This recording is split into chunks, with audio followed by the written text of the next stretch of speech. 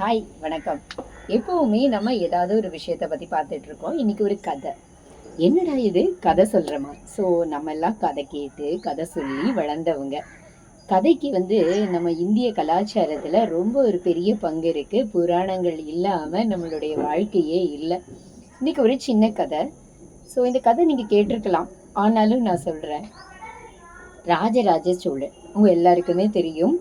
நம்ம சோழ வம்சத்துல மிகப்பெரிய சாம்ராஜ்யத்தை கடல் கடந்தும் கடாரம் கொண்டான் அப்படிங்கிற பேர்லாம் வாங்கி கடல் கொண்டும் இந்திய தேசத்தை தமிழகத்தை பரப்பினவர் அப்படின்னு சொல்லிட்டு அவருக்கு ஒரு பெருமை உண்டு. என்னன்னா மாறு வேடம் போன்றதுல அவர் ரொம்ப தலை சிறந்தவர்.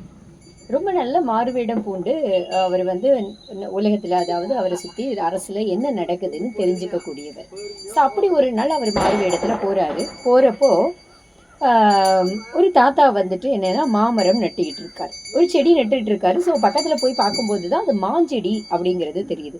உடனே அந்த தாத்தாவை கூப்பிட்டு கேட்குறாரு, ஐயா, இந்த வயசான காலத்துல 60-70 வயதுக்கு மேலவே உங்களுக்கு கடந்துறது மாதிரி தெரியுது உங்க தோற்றம்.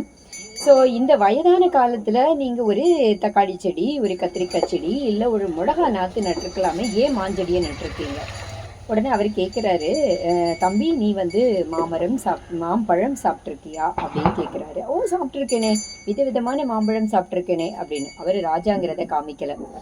ஸோ நான் சாப்பிட்ருக்கேனேன்னு அவர் கேட்குறாரு, ஏதாவது ஒரு மாம்பழம் நீ நட்டு வச்சதில் இருந்து எடுத்து சாப்பிட்ருக்கியான்னு டக்குன்னு யோசிக்கிறாரு. இல்லை, அது தாத்தா நட்டது, யாரோ நட்டது, அதுலேருந்து சாப்பிட்ருக்கேன் அப்படின்னு சொன்ன உடனே, நான் இந்த மாஞ்செடியை நடுறது நான் பயனடைகிறதுக்காக இல்லை, வரக்கூடிய எதிர்கால சந்ததியினர் பயனடைகிறதுக்காக நான் இதை பண்ணிகிட்ருக்கேன் அப்படின்னு சொல்கிறாங்க. உடனே அரசருக்கு ஒரு ஷாக் ஆகி, இப்போ கூட நீங்கள் இந்த மாஞ்செடி தான் நடணும்னு சொல்கிறீங்களா அப்படின்னு சொன்ன உடனே, ஆமாம், நான் எதிர்கால சந்ததியினருக்காக இன்னைக்கு நான் வேலை பார்க்குறேன் அப்படின்னு சொல்கிறாங்க. ஸோ உடனே மாறுவேடத்தில் இருக்கிற ராஜராஜ சோழன் அரசவைக்கு போகிறாரு. மறுநாள் இந்த இடத்துல ஒரு தாத்தா இருப்பாங்க, அவங்களை அழைத்து வாங்க அப்படின்னு சொல்லிட்டு அந்த காவலர்களுக்கு கட்டளை இட்டுறாங்க. ஸோ காவலர்கள் போய் அந்த தாத்தாவை கூப்பிட்டு வராங்க. தாத்தா வராரு, அரசவையில் பார்க்குறாரு. பார்த்த உடனே தான் தெரியுது, ஆஹா, நேற்று தம்பி வேற யாரும் இல்லை, ராஜா அப்படின்னு சொல்லிட்டு. உடனே அப்போ அங்கே கம்பீரமாக அரசவையில் உட்கார்ந்துருக்கிற ராஜா கேட்குறாரு, தாத்தா, இப்பவும் நீங்க இந்த மாமரம் தான் நடணும்னு நினைக்கிறீங்களான்னு. உடனே ஆமா அப்படிங்கிறாரு. உடனே ஏன் அப்படின்னு சொன்ன உடனே, நேற்று நான் ஒரு மிளகாத்தோ இல்லை கத்திரிக்காய் செடியோ தக்காளி செடியோ நட்டிருந்தா என்னை இந்த அரசவை வரைக்கும் நீங்கள் கூட்டிகிட்டு வந்திருக்க மாட்டீங்க. ஸோ இப்போவும் நான் தெளிவாக இருக்கிறேன். நான் அடுத்த சந்ததியினருக்காக மாமரம் நடுறது அப்படிங்கிறத சொல்லியிருக்காங்க. உடனே இதில் என்ன உங்களால் சொல்ல முடியுது அப்படின்னு சொல்லி கேட்குறப்ப தான், இன்றைய சந்ததியினருக்காக வாழ்கிறவங்க இப்போவே போயிடும் அவங்களுடைய புகழும் அவங்களுடைய பேரும்.